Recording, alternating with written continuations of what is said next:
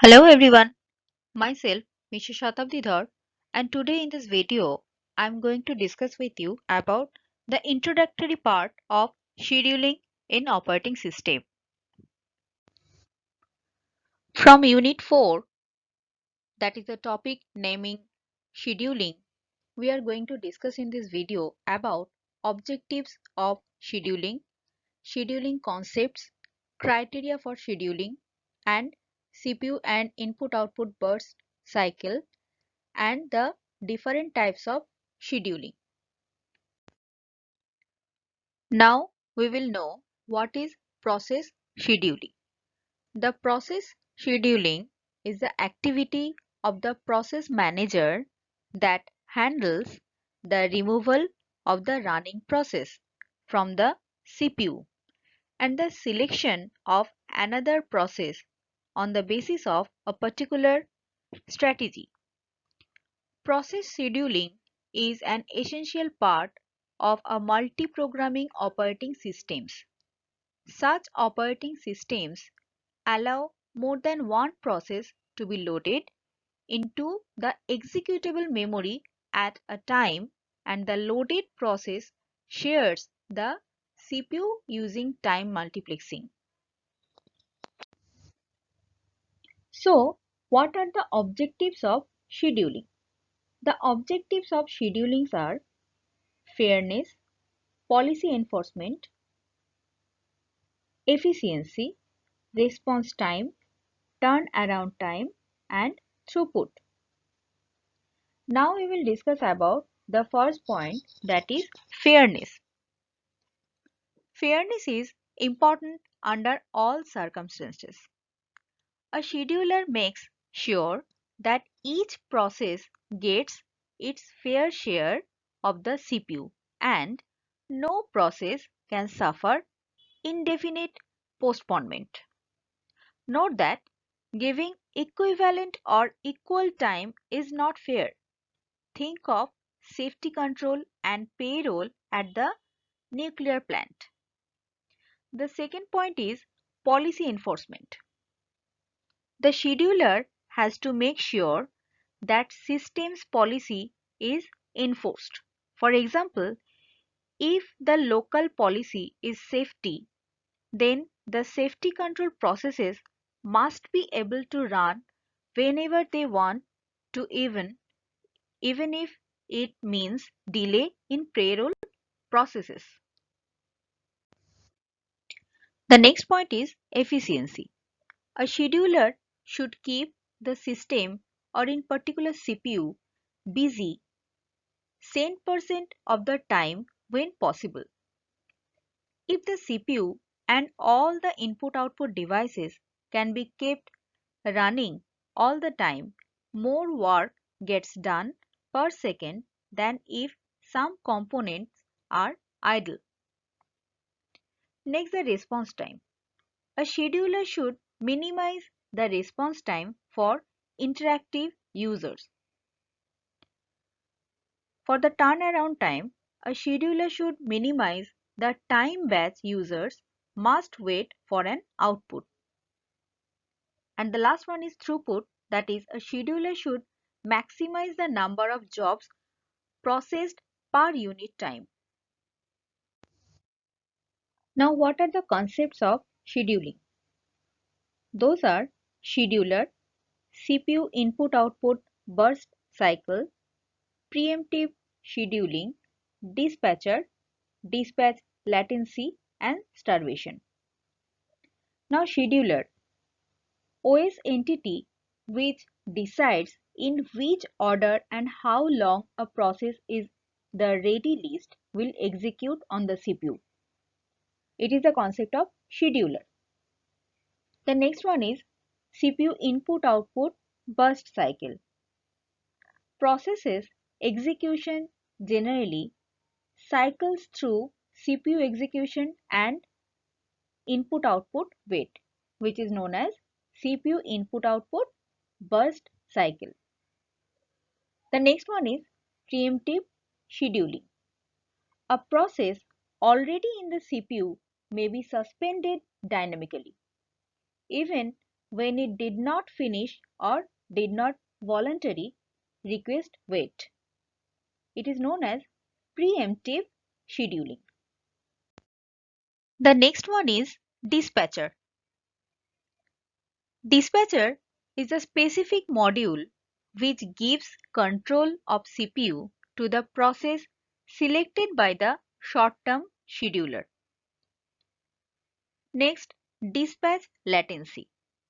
It's the time it takes to dispatch, that is, switching context plus switching, to use mode plus jump to the correct location of the new user process. And the last one is starvation. This is a situation when a process is deprived of any CPU time for indefinite period. Now we will know about the criteria of scheduling. The criteria of scheduling are CPU utilization, throughput, turnaround time, waiting time, load average, and response time. There are many different criteria to check when consider the best scheduling algorithms. At first, we are going to discuss about CPU utilization. To make out the best use of CPU and not to waste any CPU cycle, CPU will be working most of the time, that is ideally 100% of the time. Considering a real system, CPU uses should range from 40%, that is lightly loaded, to 90%, that is heavily loaded. The next one is throughput. It is the total number of processes completed per unit time, or rather say total amount of work done in a unit of time. This may be range from 10 per second to 1 per hour depending on the specific processes. The next one is turnaround time. It is the amount of time taken to execute a particular process. That is the interval from time of submission of the process to the time of completion of the process. That is the wall clock time. The next one is waiting time. The sum of the periods spent waiting in the ready queue, amount of time a process has been waiting in the ready queue to acquire get control on the CPU. The next one is load average. It is the average number of processes residing in the ready queue waiting for their turn to get into the CPU. And the last one is response time. It is amount of time it takes from when a request was submitted until the first response is produced. Remember, it is the time till the first response and not the completion of process execution, that is final response. In general, CPU utilization and throughput are maximized and other factors are reduced for proper optimization. So, to know about CPU and input-output burst cycle, we have to first know what is CPU burst and input-output burst. So, CPU burst is the amount of time required by a process, or can be said that the amount of time required by the process to finish. You cannot estimate the time taken by the process before running it. So, most of the problem is related to the burst time. So, burst time is equal to turnaround time, that is the completion time, minus waiting time. Now, what is the input-output burst? While the process is in the running state, it may ask for input-output. Thus, the process goes to the block or wait state.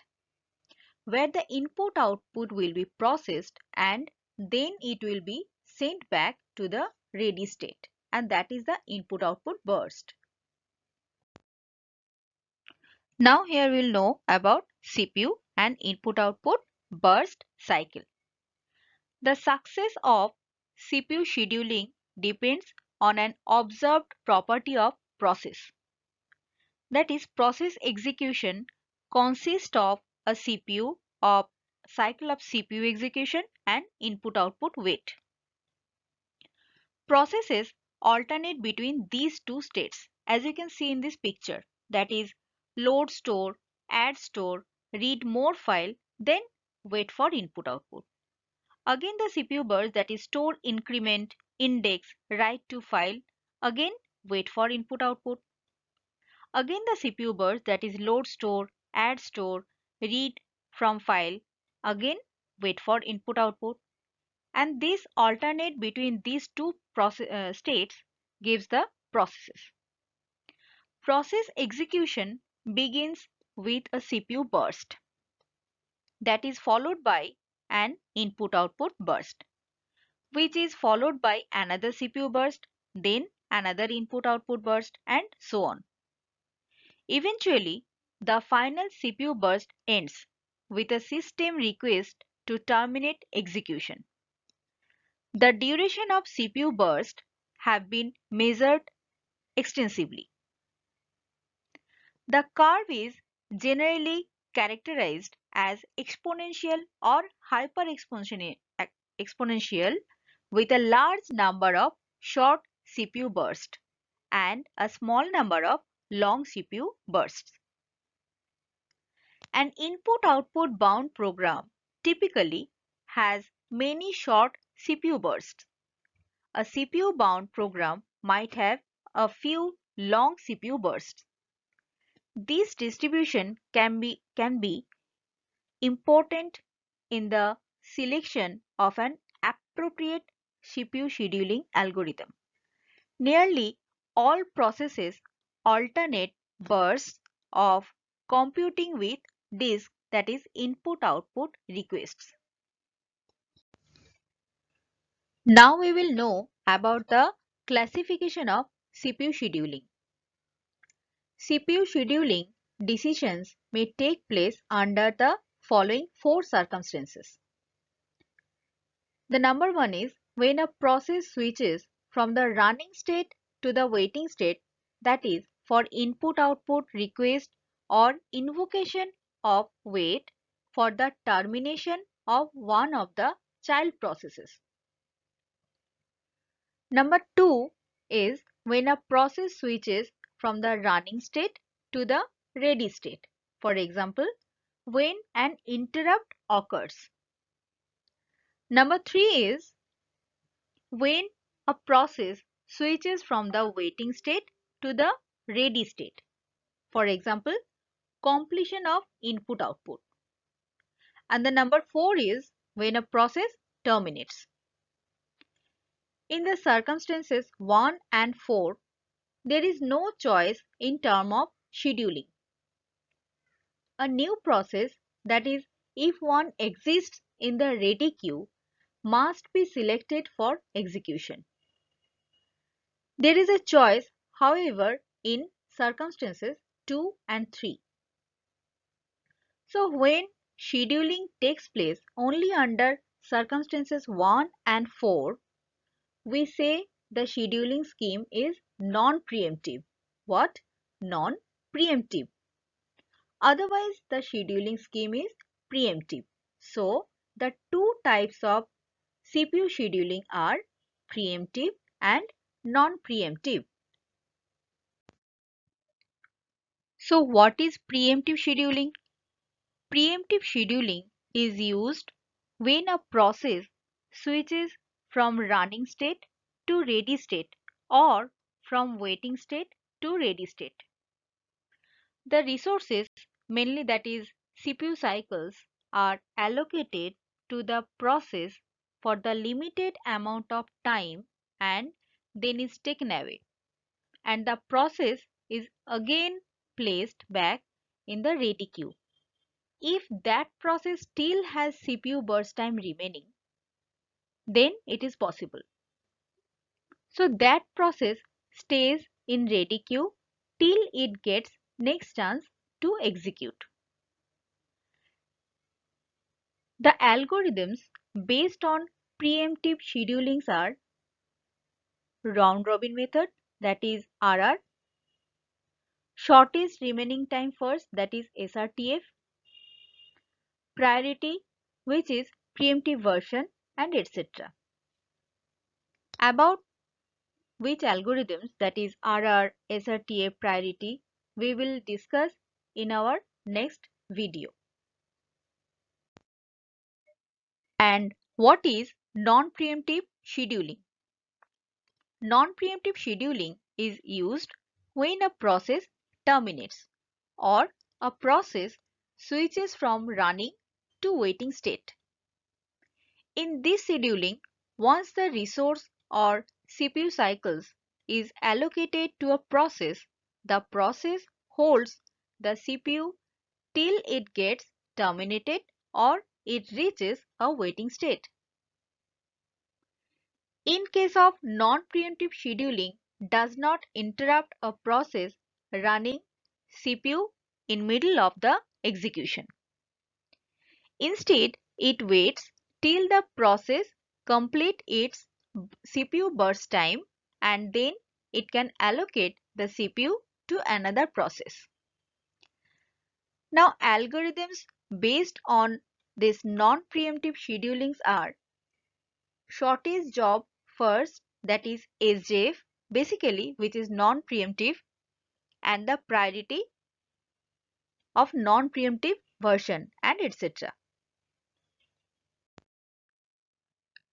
There are some differences between preemptive scheduling and non-preemptive scheduling. I have discussed here through some parameters about the difference. The first parameter I have used here, that is basic parameter. For preemptive scheduling, in these resources, CPU cycles are allocated to a process for a limited time. But for non-preemptive scheduling, once resources are allocated to a process, the process holds it till it completes its burst time or switches to waiting state. The next parameter I have used here, that is interrupt. For preemptive scheduling, process can be interrupt in between. But for non-preemptive scheduling, process cannot be interrupted until the terminates itself or its time is up. The next parameter is starvation. For preemptive scheduling, if a process having high priority frequently arrives in the ready queue, low priority process may starve. But in non-preemptive scheduling, if a process with long burst time in running CPU, then later coming process with less CPU burst time may starve. The next parameter is overhead.